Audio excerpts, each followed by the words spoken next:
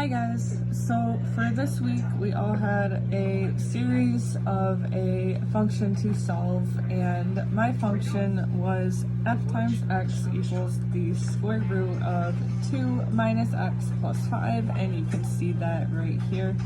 Now we do have 3 problems to solve ultimately, where there is f negative 3, f 2, and then f negative a. So we're going to start with the first one where there is f and then negative 3 will equal x. So we're going to take our problem and we are just going to write it down. Here we've got f, and we're going to substitute the x for negative 3 right here. And then we're going to equal 2 minus x again, so we're going to substitute it for negative 3 plus 5, and then we're going to drop it down to simplify. So we've got f again, negative 3 equals the square root, and then because this is a double negative here, it's going to equal out to be a positive, so we're just going to show that it's going to be 2 plus 3 plus 5. And then that's going to simplify even further. And we're going to have 2 plus 3, which we know would equal 5, plus the final 5. And then we're going to ultimately equal 10. Finish this out with the other side of the function. And then right here, that is going to be our final answer for the first problem. So then we're going to move on to the second problem over here for f, and then where 2 will equal x.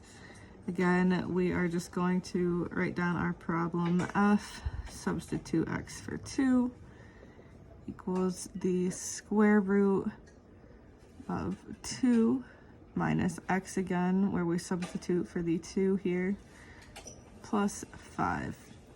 Then we're going to drop it down and simplify. So 2 minus 2 would equal 0, plus 5. We are ultimately going to end up with the square root of 5 is equal to f. Substitute of x as 2. And that is our final answer for the second one. And then for the third and final equation here, we are going to have f times negative a equals the square root. We are going to have 2 just call the cable company. minus a plus 5. And then for this one, we're going to drop it down. And then we can really only combine like terms here, so it's going to be the 2 and the 5 here, which is going to give us 7. So ultimately we'll have negative a plus 7 here, and that is going to be our final answer. So here we are again, we have all 3 problems. It's pretty easy. Just substitute in the number up here for the x and then solve as normal.